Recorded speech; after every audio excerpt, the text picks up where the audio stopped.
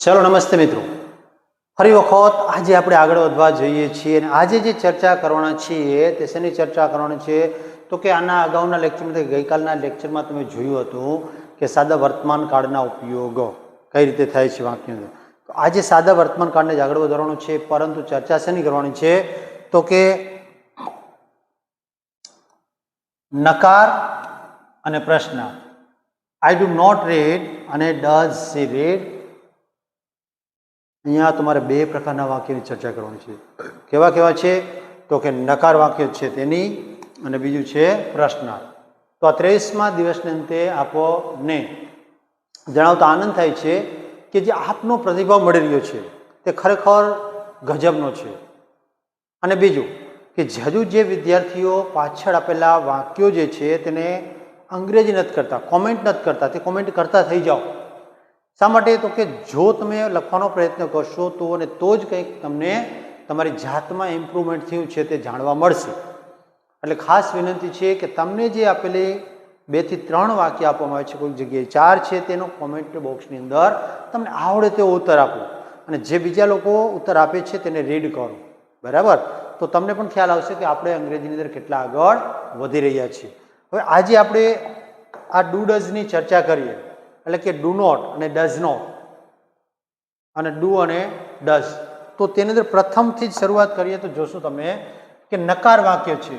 તો નકાર વાક્યની વાક્યરચના સિમ્પલ કઈ રીતની હોય છે તો કે આ રીતે શું હોય છે તો કે કરતા હોય છે, પછી ડુ અથવા ડઝ હોય છે, પછી અહીંયા શું હોય છે તો કે ક્રિયાપદનું કેવું રૂપ હોય છે તો કે મૂળ રૂપ પ્લસ કર્મ અને પ્લસ અન્ય શબ્દો હોઈ શકે છે.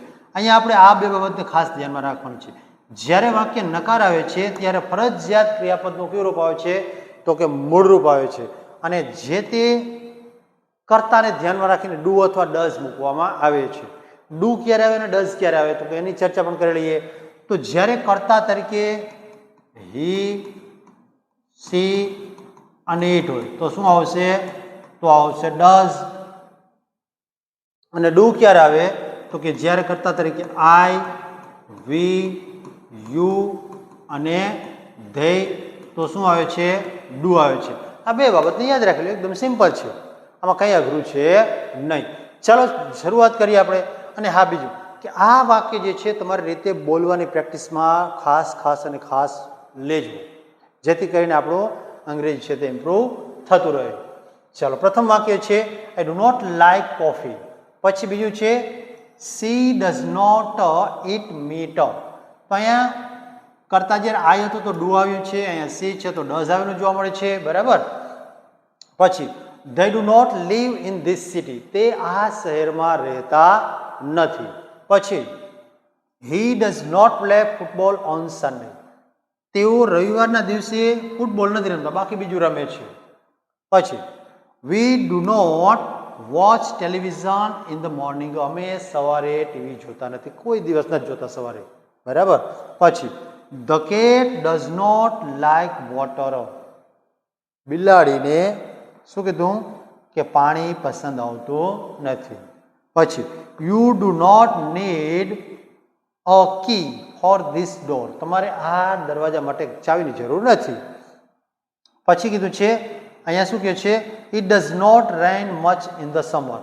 સમરની ઉનાળામાં ઓછો વરસાદ આવે છે તો વરસાદ આવતો નથી. તો અહીંયા જોશો મિત્રો કે દરેક વાક્યનો નકાર જે છે તે કઈ રીતે થયેલું જોવા મળે છે. ચાલો હવે તેના પછીની ચર્ચા કરીએ. તો ત્યાં શું છે તો કે પ્રશ્નાર્થ વાક્યો.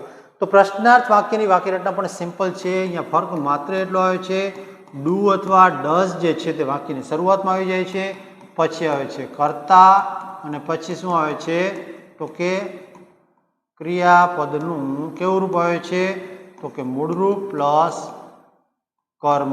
આ રીતે અને અન્ય શબ્દ છેલ્લે. તો અહીંયા માત્ર એક જ ફરક આવે છે તો કે કર્તાનું આ બંનેનું. બરાબર? આ બંને શું થઈ જાય છે ઇન્ટરચેન્જ થતા જોવા મળે છે.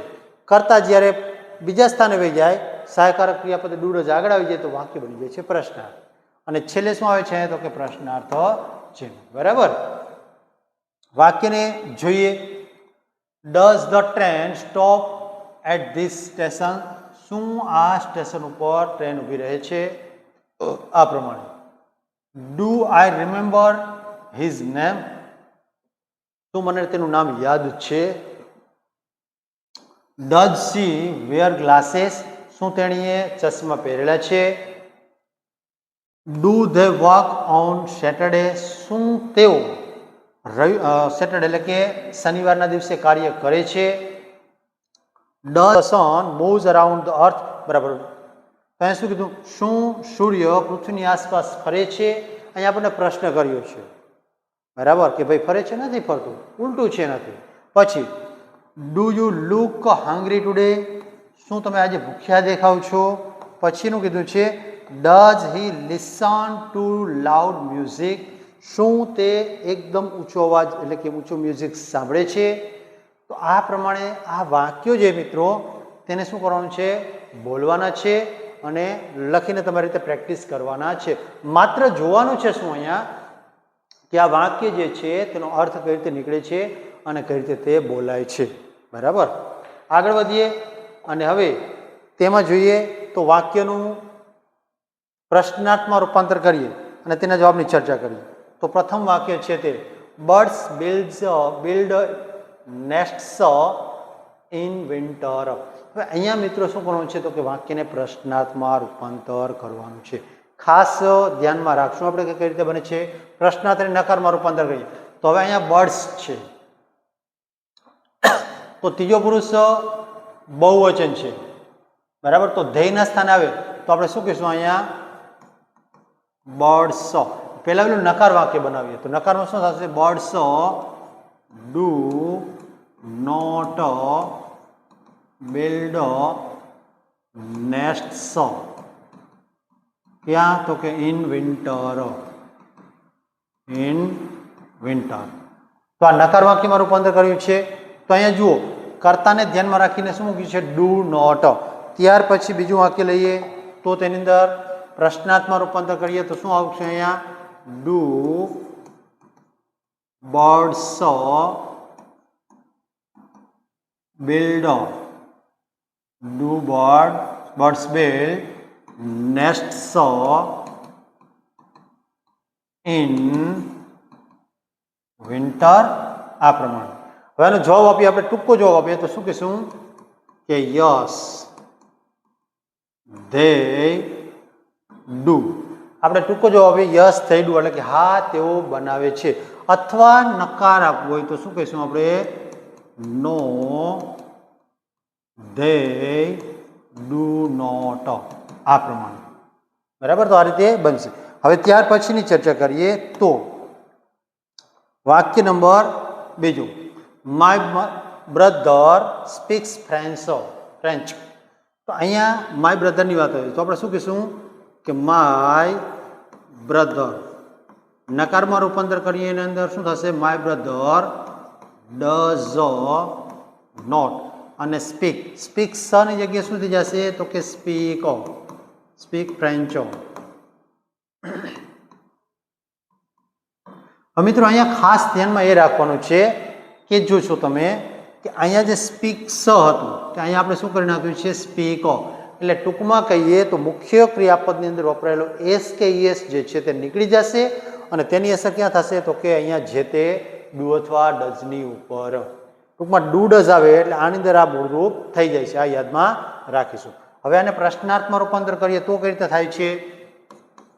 તો આપણે શું કીધું? Do my brother speak French. શું મારો ભાઈ ફ્રેન્ચ બોલે છે? હવે આનો જવાબ આપીએ આપણે શેમાં? તો કે હકાર અથવા નકારની અંદર. તો આપણે કહીએ કે શું કહીશું? કે યસ હી ડઝ. હા તે બોલે છે. અને નકારમાં જવાબ તો શું કહીશું આપણે? નો હી ડઝ નોટ. આ પ્રમાણે. ચાલો, ત્યાર પછી નું વાક્ય, Krupali cuts vegetable in the kitchen. તો સૌ પ્રથમ અહીંયા કરતા કૃપાલી છે એટલે કે ત્રીજો પુરુષ બહુ એક વચન છે, બહુવચન નહીં. તો અહીંયા ફરી વખત શું આવશે? નકાર બનાવીએ તો આપણે કૃપાલી શું આવશે? Does not. Krupali does not cut vegetable. ત્યાં તો કે in the kitchen. In the kitchen. બરાબર. ત્યાર પછી વાક્ય જે છે તેને આપણે પ્રશ્નાર્થમાં રૂપાંતર કરીએ તો શું થશે? Does Krupali cut. કટ શરૂ શું થઈ જશે? તો કે cut. Cut vegetable in the kitchen. In the kitchen. આ રીતે. પછી હવે એનો હકાર અને નકારમાં જવાબ આપીએ તો શું થશે? કે યસ સી ડઝ. અને બીજું શું થશે? નો C doesn't. No C doesn't અથવા તો ડઝ નોટ. બરાબર. તો મિત્રો આ છે આપણા શું? તો કે કઈ રીતે પ્રશ્નનો જવાબ આપવો, કઈ રીતે હકારમાંથી નકારમાં રૂપાંતર કરવું, કઈ રીતે પ્રશ્ન બનાવવું. હવે આપણે એના પછીના વાક્યની ચર્ચા કરીએ તો ગુજરાતીનું અંગ્રેજીમાં રૂપાંતર કરીએ. તો પ્રથમ વાક્ય, બાળકો વાર્તા સાંભળે છે. બાળકો એટલે કે શું? ચિલ્ડ્રન.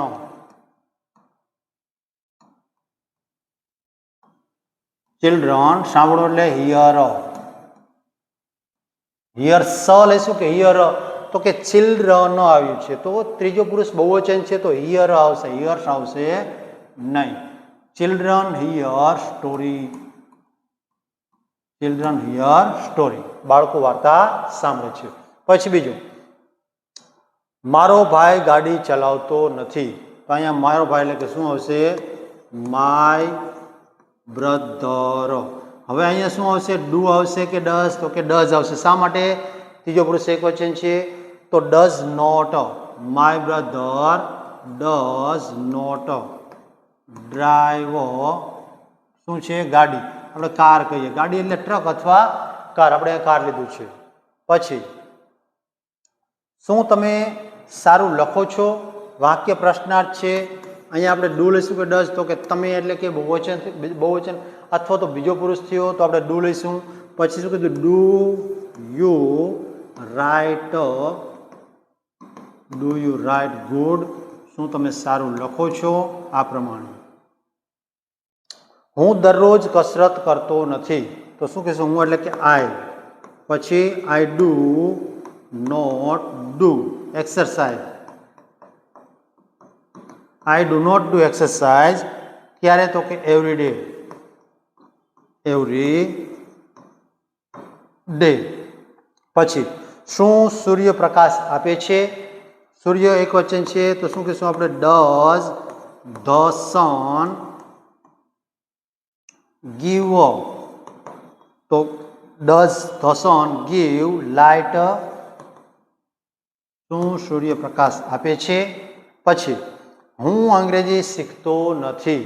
શું કીધું અહીંયા? કે આઈ ડુ નોટ લર્ન. શું? તો કે English. I do not learn English. હું અંગ્રેજી શીખતો નથી. તો મિત્રો આ રીતે અંગ્રેજીના વાક્ય છે તેનું રૂપાંતર કરીશું. કેમાંથી? તો કે ગુજરાતીમાંથી અંગ્રેજીમાં. તેના પછીના વાક્યની ચર્ચા કરીએ તો વાક્ય શું છે? શું તેઓ નિશાળે જાય છે? તો અહીંયા કહીશું આપણે ડુ. અને તેઓ એટલે કે they. Do they go to school? શું તેઓ સ્કૂલે જાય છે? શું તેણી સુંદર ગીત ગાય છે? તો આપણે શું કહીશું? Does she Singh? Does she Singh nice song? અથવા તો બ્યુટીફુલ સોંગ પણ આપણે કહી શકીએ છીએ. નાઇસની જગ્યાએ બ્યુટીફુલ પણ. બરાબર. તે ક્રિકેટ રમતો નથી.